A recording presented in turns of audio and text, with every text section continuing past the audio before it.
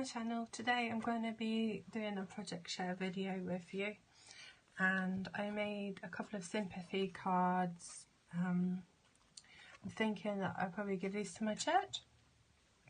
So I made this one, and this flower was on the craft cardstock, like that colour, and I just coloured with watercolours on top of it. And when I say watercolours, what I actually mean is I use my Staedtler Tri-Plus fine liners. I don't know if you know, but these are actually work with watercolours, so I used those to colour in these.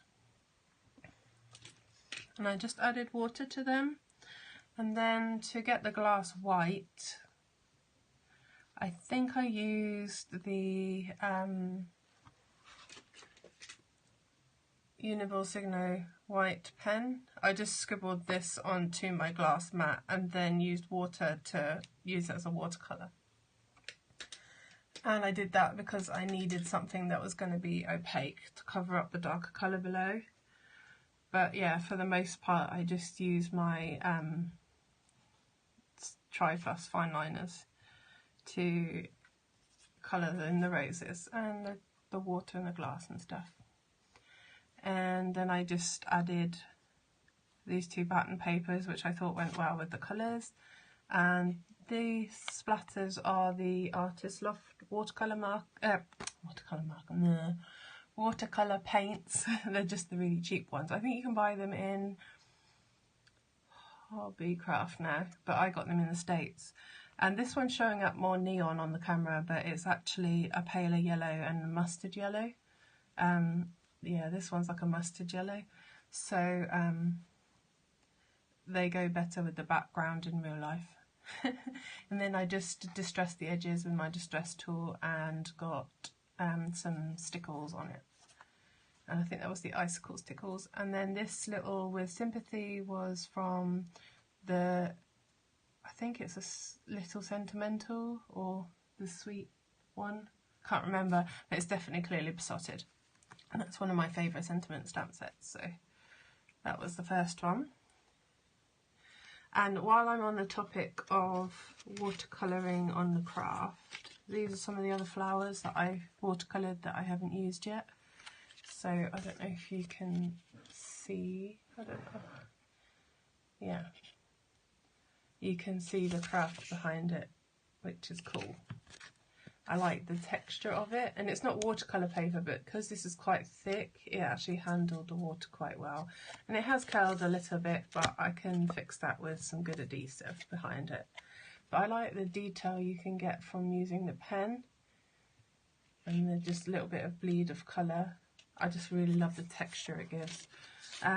This one, I think I used a bit more watercolour on because the colour is more saturated. There's less variance in this one. I'll probably go and back and do another layer. Then this one was another one I coloured in pen, which was the Staedtler Tri-Plus again, and this one, just a little rose. I thought these would be cute for like Valentine's cards or on a layout.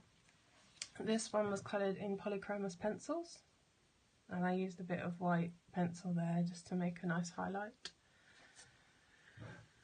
And these two were polychromos pencils as well. This one took me quite a long time because it's quite big.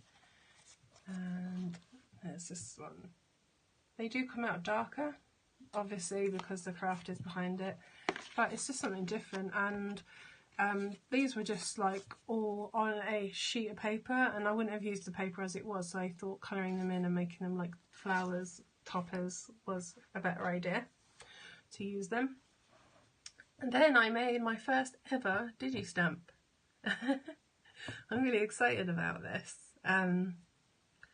Yeah, I drew a drawing at church, and I didn't have my watercolours with me, so I didn't start painting it. And when I got home, I was like, if I take a picture of this, I could actually outline it on my iPad and use it as a Digi stamp. So this was the original drawing, I suppose, except for it wasn't painted at that point. But I actually finished watercolouring this. It took me probably a couple of days because I kept picking it up and putting it back down again.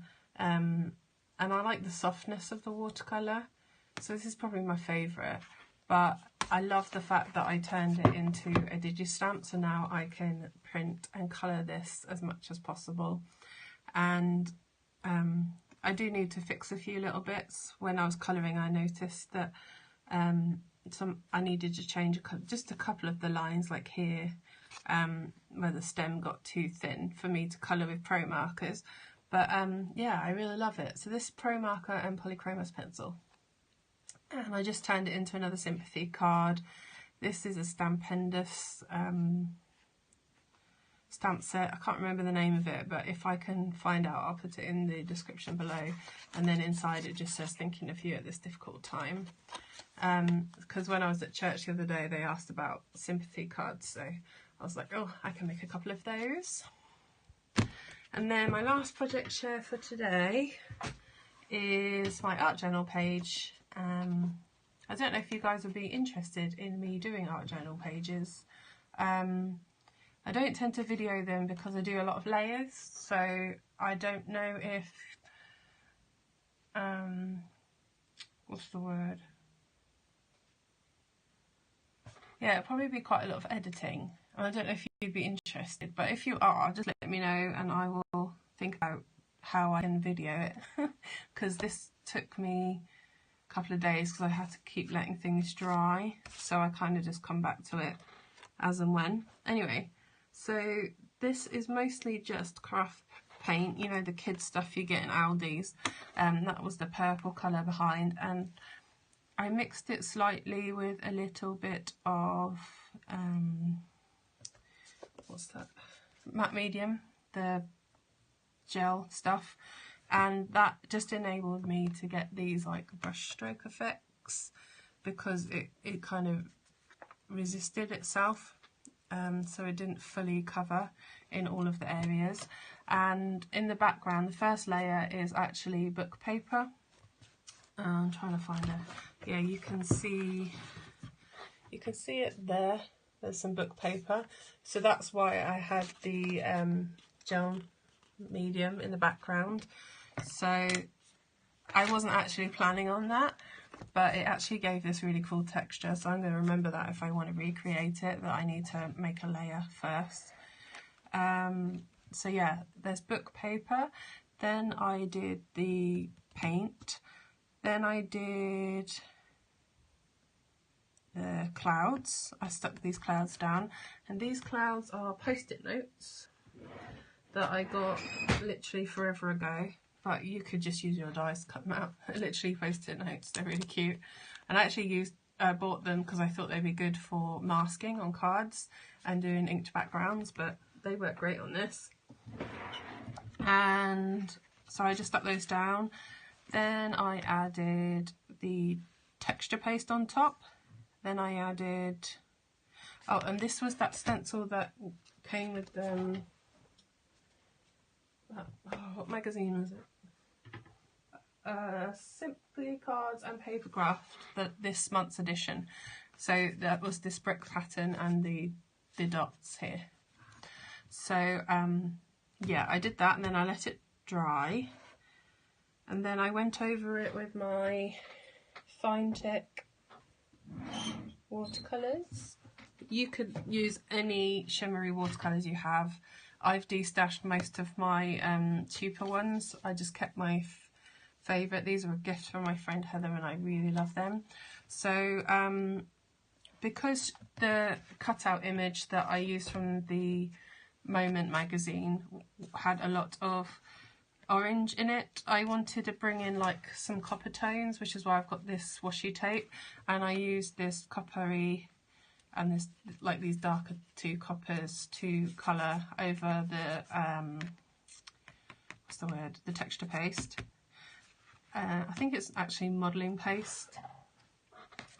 And then I used this gunmetal one for this, and I used, this is like a blue sheen. It's really hard to pick up on camera because my lights are on, but that's what is on my clouds, and in real life they're like really shimmery, but I don't know if you can tell on camera at all really, but it is really pretty.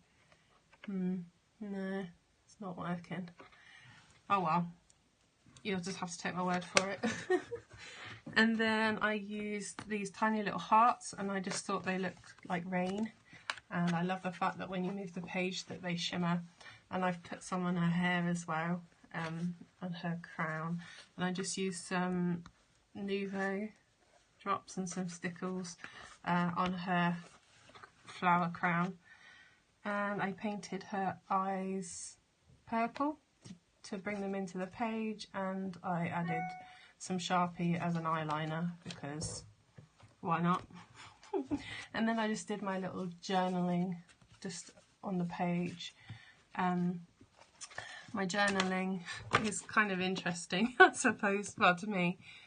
It says, when you are at peace inside, it doesn't matter who is judging you on the outside. It might not always be calm, but you can control your own storm. Focusing on thoughts makes them a train. Pick well and choose your destination. And then in the magazine it had on the cover, inspiring spaces give your workplace a personal vibe. So I put, my craft room is my healing place. It feels safe. Keeping it calm from visual noise really helps my mood and sense of peacefulness. And then it says, art and writing help navigate the inner world. They make sense of some of the chaos and provide insight. Be anchored to the safe place inside. I imagine my thoughts as clouds. For the painful ones, I trust that the breeze will move them on. While I wait, I can choose to focus on the positive ones, or make shapes, or sit and watch them pass. Contentment is priceless, and it's also free. It begins with gratitude, holds fast with acceptance, and grows with prayer and praise. So that was my journaling. I'm trying to fit it all on camera, but it's not working because this is the really big Delusions journal. It's huge. But yeah, I really enjoyed creating this page. It really helped my mood. I love to use up some of my washi tape and just play with my stash. It was really fun. So I hope you enjoyed this little project share, and yeah, let me know down below if you're interested in me doing art journal mixed media pages on this channel, and let me know what you've been up to. 50 awesome points to everybody who got this far in the video. Don't forget to like and subscribe and hit that notification bell so you can find out when I release new videos, and there are a couple of videos here for your delectation if you so desire.